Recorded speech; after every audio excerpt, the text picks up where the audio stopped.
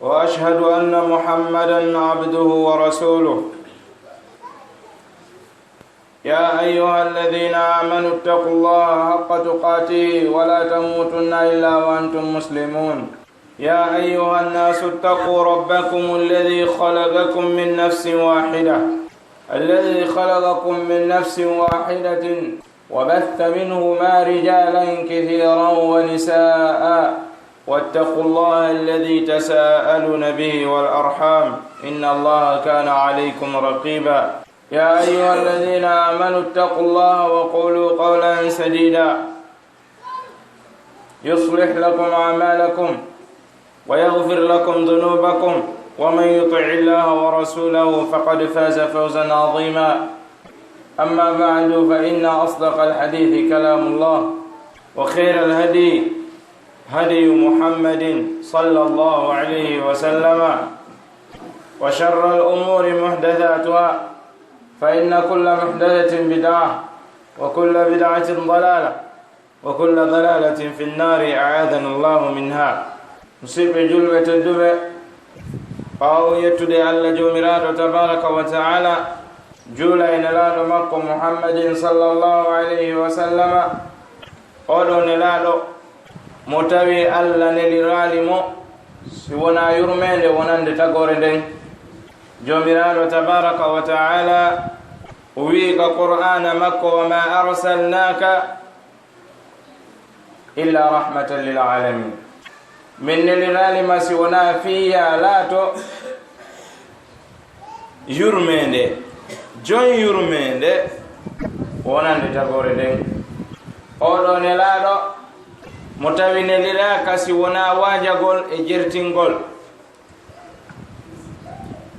yamira en ko moƴƴi kon yeeto en sen huwi en naata yal janna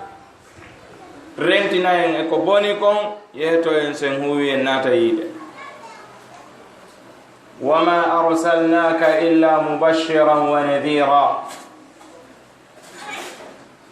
wa da'iyan ila allahi biidhnih وسراجا منيرا. من نلرالما سيونا يا لا تقوى ولتنو وقتكم موجكم جرتنو واجتول هادو رنتنو ودو كبونكم enoddo faade ka Allah e dow duma e makko kanko Allah jomiraano. kadi ko a pitilol jalbinaygol laawol yottinaygol ngol ka aljanna. oɗo ne laaɗo ko o Allah yamiri en yen jokku yen iwtir ɓaawo makko yen ɗoftomo yen yankinano maakuji makko ɗin yamiroje makko ɗen e haɗoje makko ɗen. oɗo ne laaɗo mo tawi kala none no neɗɗo wawata moƴƴirde noon Allah tagi ɗum e makko.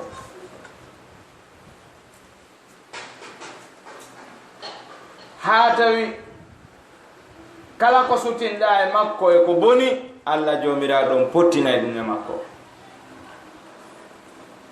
o laɓɓiniri mo teral teral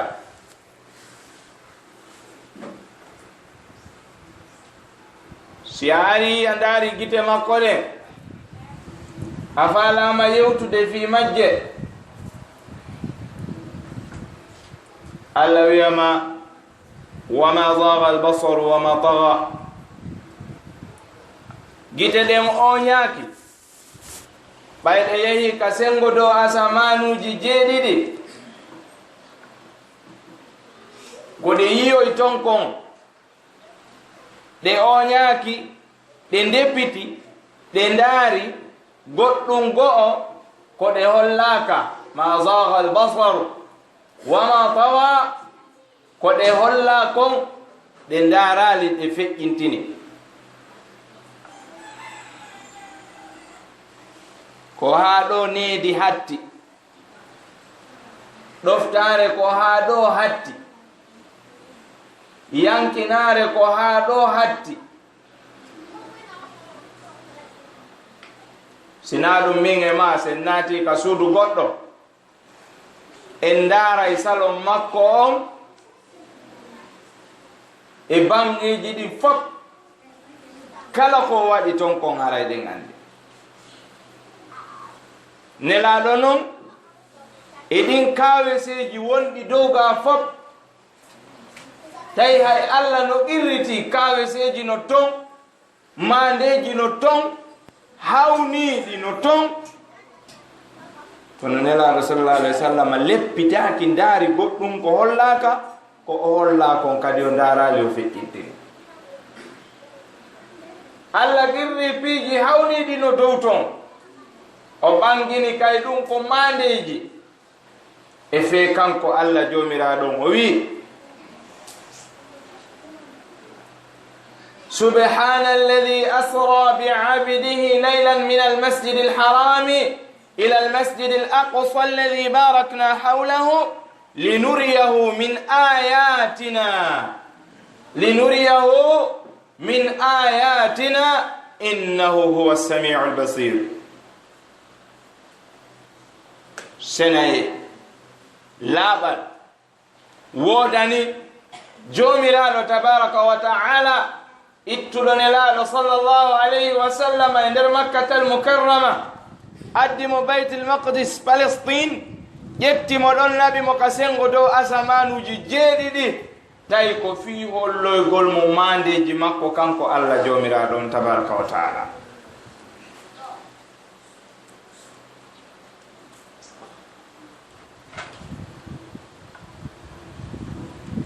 E hoore ɗum Allah holli mo hunde ko tawi haa hande hari o yaali, waɗum e janɗude, waɗum e hulɓinaade, waɗum e wondude e ŋalaw. Kono ɗum e ɗum mo rasulu sallallahu alayhi wa sallam feƴƴintinaali nder ɓe.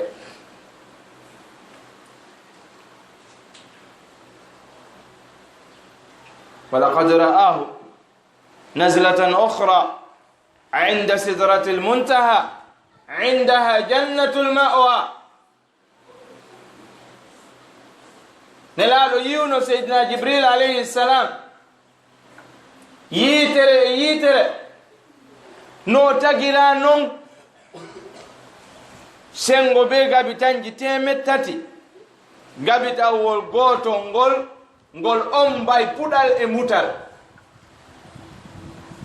kono Nelaaɗo sallallahu alayhi wa sallam ndaaraali feƴƴintini.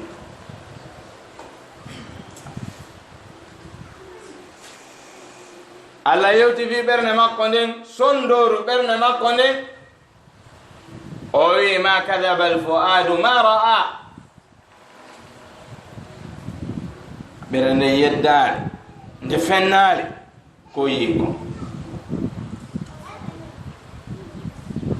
ɗum ɗo ko kaaweseeji jooma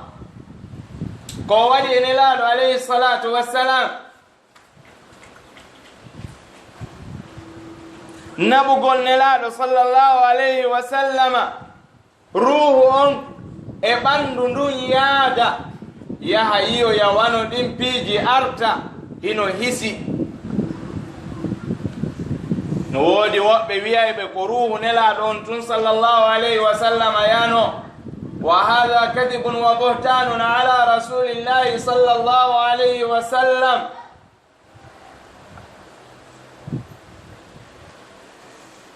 ɓeeɗo ɓe fefindi fenande dow Nelaaɗo sallallahu alayhi wa sallama. siko woni ko selli kon ko rasul sallallahu alayhi wa sallama yawno ruuhu on e ɓanndu ndun fof yawno haa ka sengo dow asamanuji yaadu ndu Allah joomiraaɗo ƴelliti kañum anndi no yaari e no hewtiroyi e ko honno o waawiri yiyoyde ko yiyoyi kon e ko honno hewtitiri.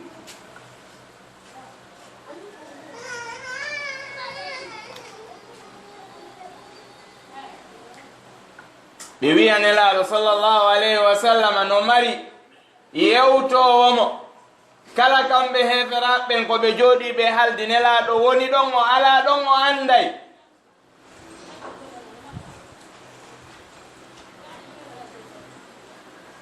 ɓe wi mo mari yewtowomo ɗum. Allah wihi ɗon kadi qulil udunu khayrin lakum, yeetoɓe on mo wi ɗon no mari ko yeetitomo gundoji mon ɗin on no moƴƴi ɓuri o.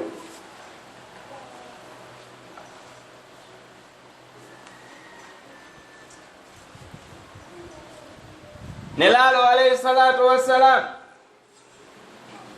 mo ɓe wi wondema kanko o yuɓɓay no gimɗi, Allah jomiraɗo on wi wama allamnahu shi'ra wama yanbaghi lahu, min andinalimo gimɗi, min andinalimo no yuɓɓirte, halanamo kay nde o yuɓɓata.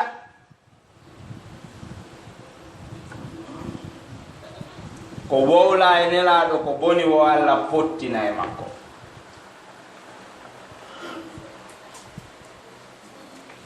o laɓɓinimo ha laaɓi boy.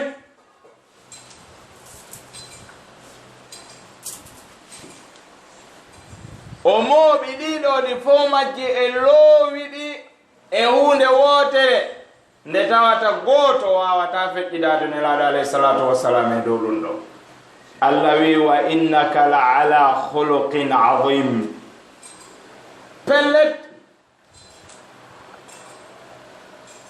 a woni e jikku,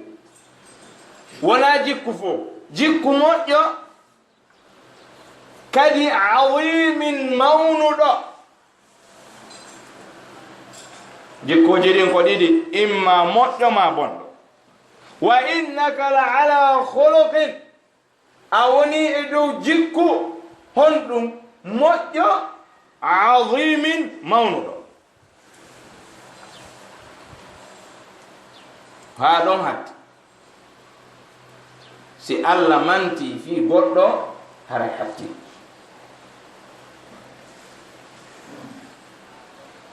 oɗo Allah wiye jokku, o wi en daarumo e comportement ji makko ɗin ɗoworenmo ko ɗum hollata wonde maɗa yiɗimo. min miɗo yiɗuma kono ko watta kon fof mi faalaka. min miɗo yiɗuma koni ko wolata kon fof mi faalaka. aray giggol ngol timmaali. yiɗugol nelaɗo ngol yaaday e ɗoworgol mo, yaaday e ɗoftagol mo, yaaday e yiɗugol mo, yaaday e teddingol mo, yaaday e ɓurnugol mo e hoore nene mum e baba e mum, yaaday e ɓurnugol mo hay e hoore muɗum kañum. rasulu sallallahu alayhi wa sallam maaki la yu'minu ahadukum hatta yakuna hawahu tabi'an lima ji'tu bihi. goto e moɗon gonɗinal mum ngal wonata 100%, ha tuma tawi mbelam ma wonki makko kinno hawrodiri e min ko mi addi ko. e hadith go o wi la yu'minu ahadukum hatta akuna ahabba ilayhi min waladihi wa walidihi wan nasi ajma'in. hay goto e moɗo gonɗinal mum ngal timmata a 100% ha tuma tawi himo yiɗinmi ɓuri ɓiɗɗo makko on, himo yiɗinmi ɓuri mawɓe makko ɓen, himo yiɗinmi ɓuri adna Allah on fof. nden ñande imanu on timmata. fodde ɗum waɗali haray imanu ma on timmali, haray ko a gonɗinɗogoy kono haray timmali. seydna Umar bun al-Khattabi ñande go wino nelaɗo alayhi salatu wassalam ko am ɓura yiɗede ka an e yimɓe ɓen fop si wona wonki ankin bi mana miɗo yiɗi hoore am ɓurma kono si ko an e goɗɗo goo adna Allah on fof hila yiɗuma an ɓuri adna Allah on fof kono si ko hakkunde am min e ma la yiɗi hoore am ɓurma nelaɗo make awa gonɗinal ma ngal timmali taw yo Umar awa gonɗinal ma ngal no manki ngal timmali Seydina Umar make awa mi yiɗima ɓuri adna Allah on fof mi yiɗima ɓuri hay wonki ankin nelaɗo make al'ana ya Umar al'ana ya Umar ko joni non yo Umaru ko joni imanu ma on timmi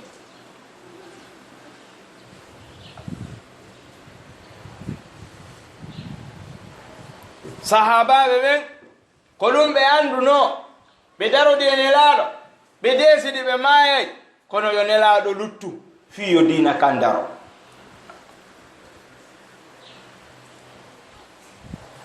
ayiye no sahabaɓe dagaje no fampe de suto nelaɗo o yaa o waalo e hoore nelaɗo sallallahu alayhi wa sallama dagaje ɗen cikko ka ɓaawo makko rasulu wiya potto o wiya nelaɗo si min mi maayi haray ko min tum maayi kono an siya maayi haray dina kam maayi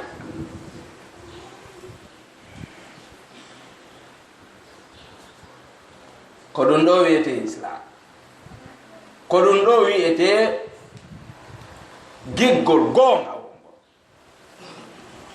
yiɗugol nelaɗo alayhi salatu wassalam no mari shartiji nayi si ɗiɗo a timminali ɗi haray giggol ma ngol timmali e nelaɗo sallallahu alayhi wa sallam a wolay tuwon ta'atuhu fima amar rasulu yamiri hunde waɗa kala ko yamiri waɗa rasulu maki fama amartukum bihi fatu minhu mastata'tum wama nahaytukum anhu fantahu kala ko mi yamiri on are e muɗum embere no hattirana ɗon non ko mi haɗi on wono rente e muɗum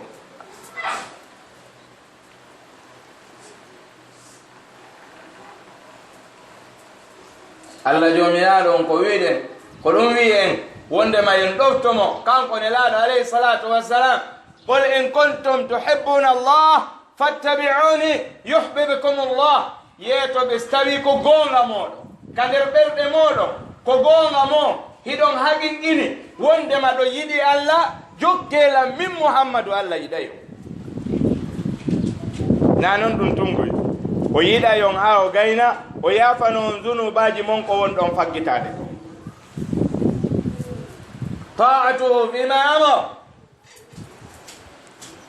ene noon e yedday nelaɗo ha e piiji ɓurɗi jolde ɗin ina fere jani ɗin kam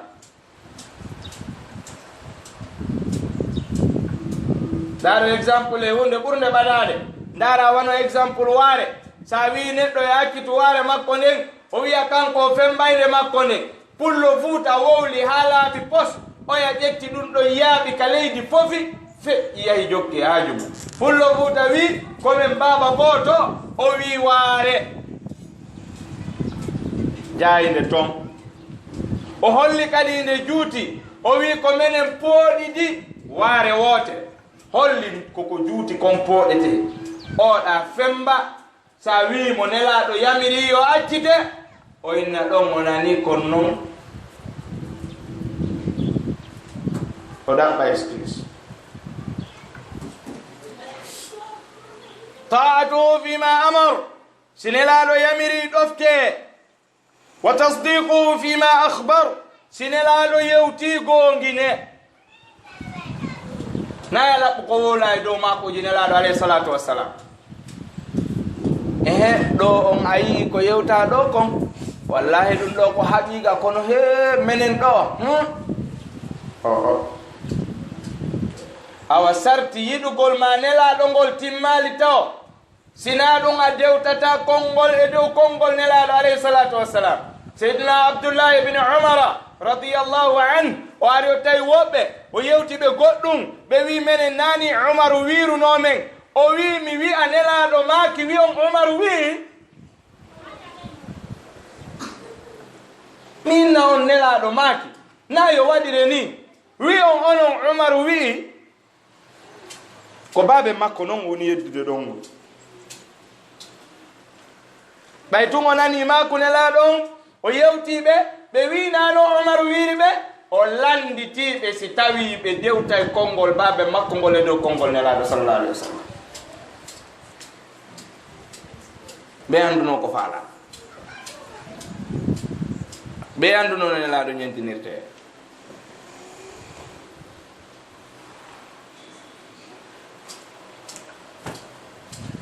wa tasdiquhu fima akhbar wajtinabu ma naha anhu wa zajar e rentagol e kala ko Nelaɗo alayhi salatu wassalam haɗi ɓe kambi e mum pottoɗa accita yamira kadi ɓe ngure ma nde yo ɓe rento sa lundi ke Nelaɗo a heɓay probléme a wurata ka gurdan aduna ɗo gurdan welɗam yawmal qiyama kadi kadalik Allah jomiraɗo wi falyahdari alladhina yukhalifuna an amrih an tusibahum fitnatun aw yusibahum adhabun alim yo rento dey ɓellundotoɓe makuji Nelaɗo nde heɓata ɓe jarrabuye nambara bone fitina ka aduna ɗo ɓe heɓoya lette kadi lahara yawmal qiyama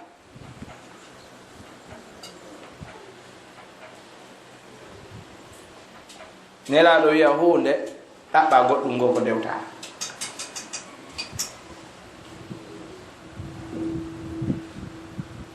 Nelaɗo alayhi salatu wassalam si ɓe maaki ko yawaɗo ko wawɗa kon e muɗum ko a wawata kon acca goɗɗo go waɗa sa saboti a jalgiti a yalta e l'islam sabu ɗum Allah jomiraɗo wi ka nder Qur'an abillahi wa ayati wa rasulihi kuntum tastahzi'un la ta'tadiru qad kafartum ba'da imanikum e yo ko Allah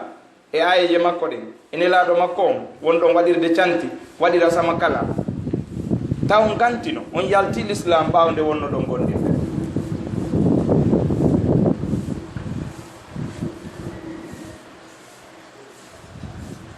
Nelaɗo alayhi salatu wassalam ko ñentinteɗo ko ɗum Allah ɓanginani en ka nder Qur'an o wi laqad kana lakum fi rasulillahi uswatun hasana liman kana yarju llaha wal yawma al akhira wa dhakara allaha kathira Nelaɗo latani ke o ñentinirgal moƴƴugal ñentinirgal ngal tata ko ha e maggal Allah laɓɓinimo ha laaɓi pos o darnimo seraɗa o wi faalaɗo arde ha e an tawa kono mi faalirano woyo jokku o ɗo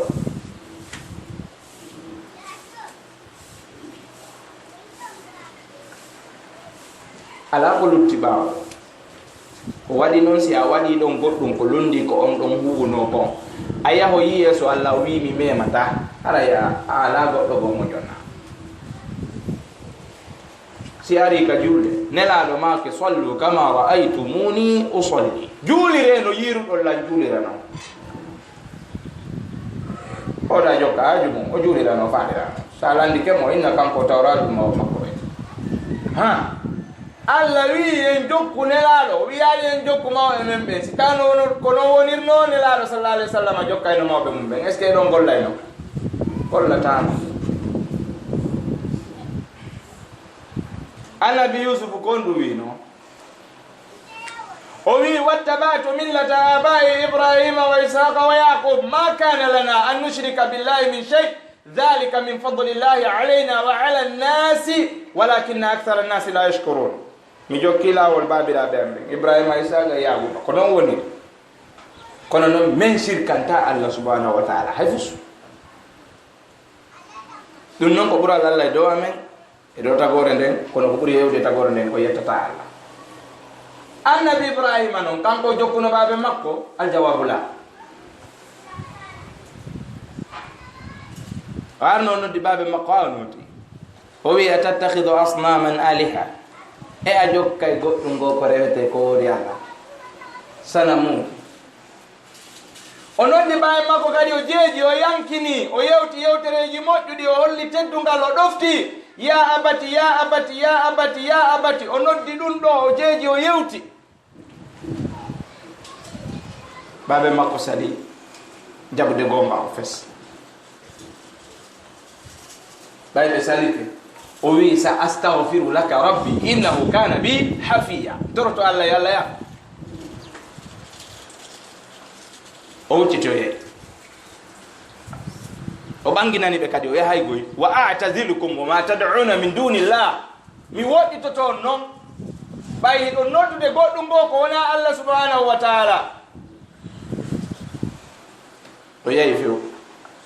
Allah wi ley toon wama kana istighfaru ibrahima li abihi illa an maw'idati wa'adaha iyyahu falamma tabayyana lahu annahu aduwwun lillahi tabarra min laatanoki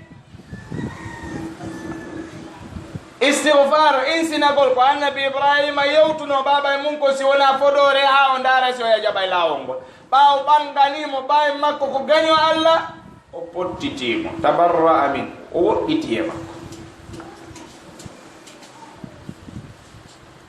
si nelaɗo alayhi salatu salam inni ɗum ɗo ayni a jokkata ɗum ɗo o wi ya accu ɗum ɗo a wiyatata ɗum ɗo ɓay ɗum ko ɗum ɗo an finuɗa tawɗa koye ɗum ɗo wonata hay si tawi ɓen ɗon no falji ko ɗum waɗi si Allah landima question on fahin e nde ɓuranare nde wonɗa e jangude awalaw kana aba'uhum la yaqiluna shay'an wala yahtadun ene hara ɓen ɓe heɓatano haqqil ɓe alano faamu ɓe alano gandal defte ɗuɗano on tuma karamo koɓe towa gande alano on tuma ma hay sino woduno hewtano ɓe kamɓe ɓe ɓanginanano ka hakkude gonga on e fenande ɓe jokki ɗum ɗo saabu tinnare maɓɓe nde Allah jaɓaniɓe kamɓe an noon wetanima gonga on an a yeytun iwtira ɓawo maɓɓe jokka a ɗaɓɓitata ko selli ko awalaw kana aba'uhum la yaqiluna shay'an wala yahtaduna Allah ko ɗum goye landi ka nder Qur'anare kadi fayi a fino tawɗa baba ma ha hande ɓe yaalero ko fiyon nu waɗa yande an alero fiyon nu yanda ɗum ɓay ko finɗa tawɗa mawɓe ma ɓen waɗa ko watta a fino tawɗa mawɓe ma ɓen e cembe bantarru ma e wageru ko nu darnanɗa e tasiyam ko si ari ka sengo dina ɓenna ko maɓe amen ɓen komin tawriɓe ko ɗum min jokkata gasi kono awa tawno mawɓe ma ɓen no jogii ndondi duɗal ɓe moɓayno fayɓe ɓe janga ɗon ha hoodere karande muta siko sa'i kaaba ɓe ƴetta kemu kaaba ɓe ukka ha ɗum ɗon lanna ɓe janga ɗon ha hoodere karande muta si ɓe yaha ɓe ɗanoyo an kon num fimirɗa tankoro ɓe wino siko fenande yo mi dekku simme an kon ɗum fimanɗa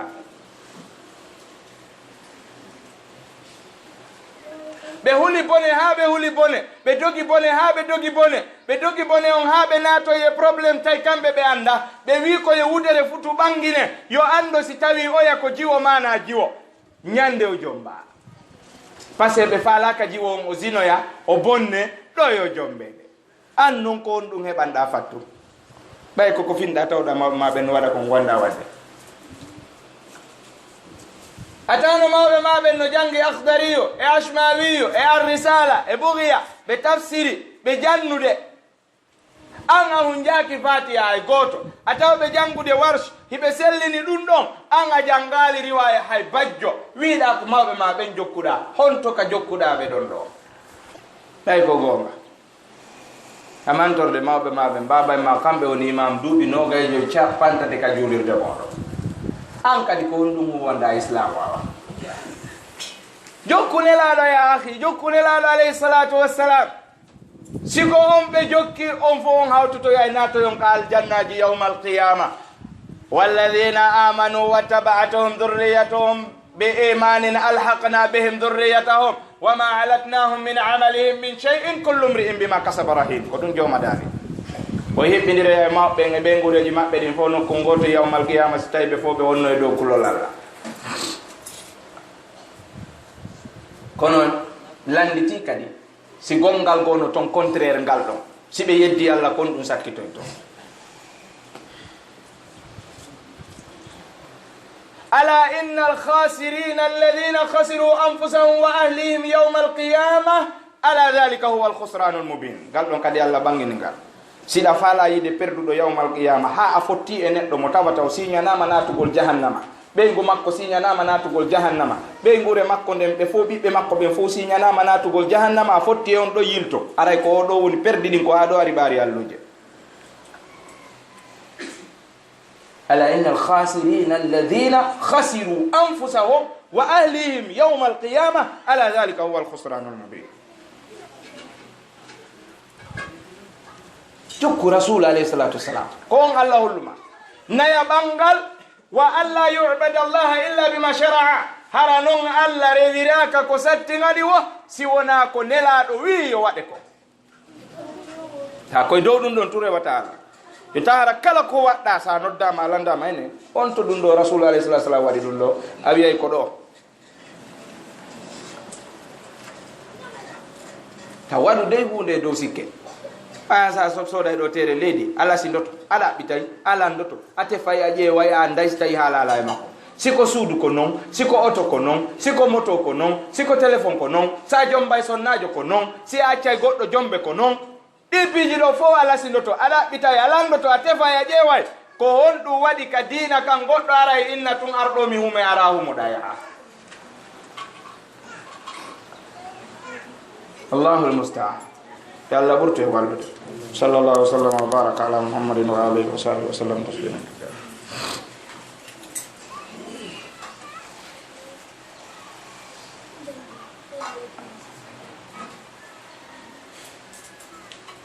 الحمد لله رب العالمين حمدا كثيرا طيبا مباركا فيه ملء السماوات وملء الأرض وملء ما شئت بينهما من بعد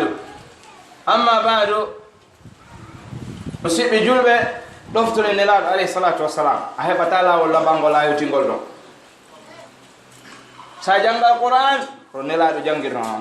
ساجولي نلاد جولير نونو ساحجي نلاد حجير نونو رسول ما كين دفتمو hay hajjuji makko ɗin o wi khudu anni manasikakum ƴette e an dewe hajju mon no woodi no jangirno qur'an du'a ko waɗayno kon fuu no woodi no waɗirayno du'a sadaka ko itti kon fof no woodi no ittirno sadaka e ko ittayno sadaka e ko on ɓe jonneteno e ko onne sayo ittayno ko ɓuri e ɗuɗude kon ɗum fof no filla ɗaɓɓitu ko ɗum qur'an e sunna arani yayidi kaari hi si kaari waali ke maayi ɓe yaa ɓe mooɓoɗa ɓe jannganamo yaasi 51 ɓe jonna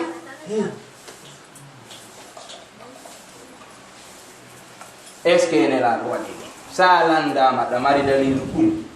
nelaaɗo janngani mayɗo qur'an ɗa mari hay nokku ka no windi hay si deftere nden sella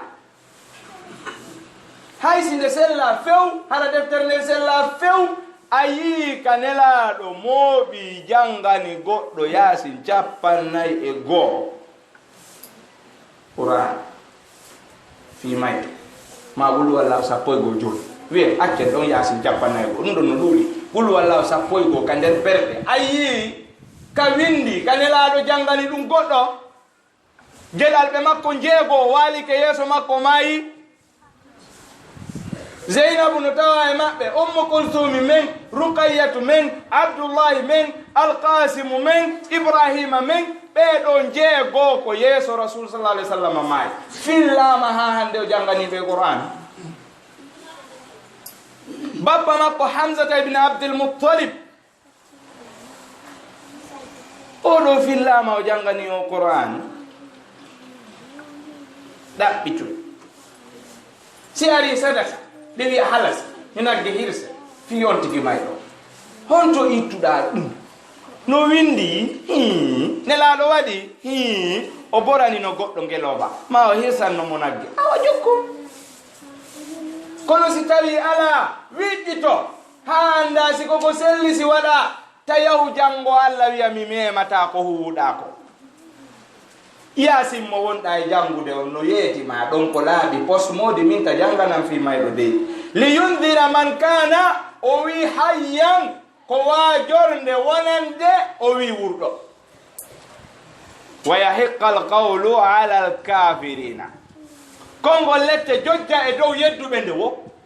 e modi ta janngude o yasin ɗo noon fi mayɗo oɗo no waaliɗa kañum gaynanta hoore mum ay fu sande kadi mayiɗo ta janggande moɗo yaasi yasin non no yetade ba min mi jangantake de ma to parce que min ko mi wajorte ko onande neddo wurdo sabu kanko nanata faama a'udhu billahi min al-jahal ajerno holbe kono non jokkugol belam ma wonki no jeya e dum Allah no landi question ka der Qur'an afara'aita man ittakhadha ilahahu hawahu wa adallahu Allahu ala ilm wa khatama ala qalbihi wa sam'ihi wa ja'ala ala basarihi khishawatan faman yahdihi min ba'dillah ayali neddo no jetta belam ma wonki bunki wada dum do rewetedo kadum soggiri mo nabiri wo o jokkira don Allah mehi giide berde makko de noppi makko de e faamu makko mehi fo Allah landiti faman yahdihi min ba'dillah ene ida jorti goddo go no wodi ton fewno wodo ko na Allah la musta'an Allahumma salli ala Muhammad wa ala Muhammad kama sallaita ala Ibrahim wa ala Ibrahim وبارك على محمد وعلى محمد كما باركت على ابراهيم وعلى ابراهيم في العالمين انك حميد مجيد ربنا آتنا في الدنيا حسنه وفي الاخره حسنه وقنا عذاب النار ربنا لا تزغ قلوبنا بعد إذ هديتنا وهب لنا من لدنك رحمه انك انت الوهاب اللهم ارنا الحق حقا وارزقنا اتباعه اللهم ارنا الباطل باطلا وارزقنا اجتنابه اللهم آمنا في اوطاننا واصلح ائمتنا ولاة امورنا اللهم انا نسالك الهدى والتقى والعفاف والغنى اللهم لا تدع لنا ذنبا الا غفرته ولا هما الا فرجته ولا دينا الا قضيته ولا مسافرا إلا رجعته ولا سائلا إلا أعطيته ولا ميتا إلا رحمته ولا حاجة من هوائج الدنيا والآخرة هي لك رضا ولنا فيها صلاح إلا عنتنا على قضائها ويسرتها لنا برحمتك يا أرحم الراحمين يا رب العالمين اللهم صل على محمد وعلى آل محمد كما صليت على إبراهيم وعلى آل إبراهيم وبارك على محمد وعلى آل محمد كما باركت على إبراهيم وعلى آل إبراهيم في العالمين إنك حميد مجيد صلى الله وسلم وبارك على محمد وآله وصحبه وسلم تسليما كثيرا والحمد لله رب العالمين قوموا إلى صلاتكم يرحمكم